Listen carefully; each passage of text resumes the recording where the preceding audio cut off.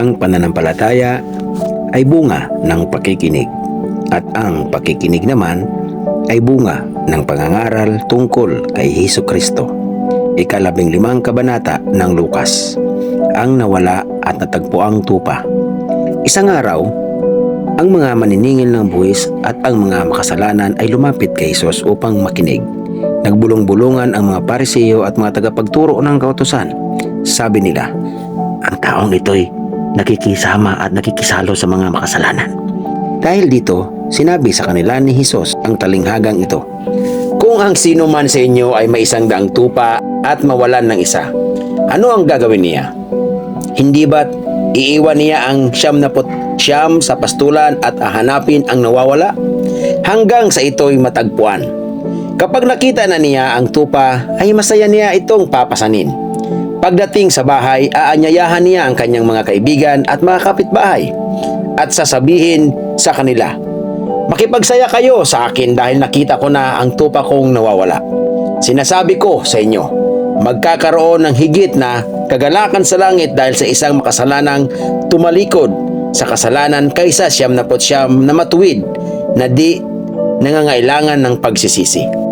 Ang mawala at natagpuang salaping pilak. O kaya kung ang isang babae ay may 10 salaping pilak at nawala ang isa, ano ang gagawin niya? Hindi ba't magsisindi siya ng ilawan, wawalisin ang buong bahay at hahanaping mabuti ang nawawalang salapi hanggang sa ito'y kanyang makita? Kapag nakita na niya ito, aanyayahan niya ang kanyang mga kaibigan at mga kapitbahay at sasabihin sa kanila, makipagsaya kayo sa akin sapagkat nakita ko na ang nawawala kong salaping pilak. Sinasabi ko sa inyo, gayon din ang kagalakan ng mga anghel ng Diyos dahil sa isang makasalanang tumalikod sa kasalanan. Ang 2 anak. Sinabi pa ni Hesus, may isang tao na may 2 anak na lalaki. Sinabi sa kanya ng bunso, Ama, ibigay na po ninyo sa akin ang mamanahin ko. At hinati nga ng ama ang kanyang ari-arian. Pagkalipas ng ilang araw, ipinagbili ng bunso ang kanyang bahagi at nagpunta sa malayong lupain. Nilustay niya roon sa mga bisyo ang lahat niyang kayamanan. Nang maubos na ito, nagkaroon ng matinding tagutom sa lupaing iyon, kaya't siya'y nagsimulang maghirap. Namasukan siya sa isang taga roon at siya'y pinagtrabaho nito sa isang babuyan. Sa tindi ng kanyang gutom at dahil sa wala namang nagbibigay sa kanya ng pagkain, halos kainin na niya ang mga pinagbalatan ng mga bungang kahoy na ipinapakain sa mga baboy. Ngunit, napag-isip-isip niya ang kanyang ginawa at nasabi niya sa sarili, labis-labis ang pagkain ng mga alila ng aking ama, samantalang ako'y namamatay dito sa gutom. Babalik ako sa aking ama at sasabihin ko sa kanya, Ama, nagkasala po ako sa Diyos at sa inyo. Hindi na po ako karapat-dapat na tawaging anak ninyo. Ibilang na lamang ninyo ako sa isa sa inyong mga alila. At siya'y nagpasyang umuwi sa kanila. Malayo pa'y natanaw na siya ng kanyang ama. At dahil sa matinding awa, ay patakbo siyang sinalubong, niyakap at hinalikan. Sinabi ng anak, Ama, nagkasala po ako sa Diyos at sa inyo. Hindi na po ako karapat-dapat na tawaging anak ninyo. Ngunit, tinawag ng ama ang kanyang mga alila. Dali, kunin ninyo ang pinakamagandang damit at bihisan ninyo siya. Suotan ninyo siya ng singsing at ng sandalyas.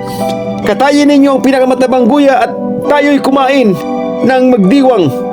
Sapagkat ang anak kong ito ay namatay na, ngunit siya ay nabuhay. Nawala ngunit muli natagpuan. At sila nga'y nagdiwang. Nasa bukid noon ang anak na panganay. Nang umuwi siya at malapit na siya sa bahay, narinig niya ang tugtugan at sayawan. Tinawag niya ang isang utusan at tinanong, bakit? Anong mayroon sa atin? Dumating po ang inyong kapatid. Sagot ng alila, ipinapatay po ng inyong ama ang pinakamatabang guya dahil ang inyong kapatid ay nakabalik ng buhay at walang sakit. Nagalit ang panganay at ayaw niyang pumasok sa bahay. Pinuntahan siya ng kanyang ama at pinakiusapan. Ngunit sumagot siya, pinaglingkuran ko kayo ng maraming taon at kailanman hindi ko kayo sinuway. Ngunit minsan hindi ninyo ako binigyan ng kahit isang maliit na kambing para magkasayahan kami ng aking mga kaibigan.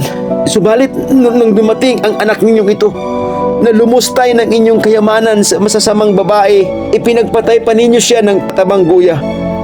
Sumagot ang ama, "Anak, lagi kitang kapiling at ang lahat ng aking ari-arian ay sa iyo. Nararapat lang na tayo'y magsaya at magdiwang, sapagkat namatay na ang kapatid mo, ngunit nabuhay, nawala, ngunit muling natagpuan."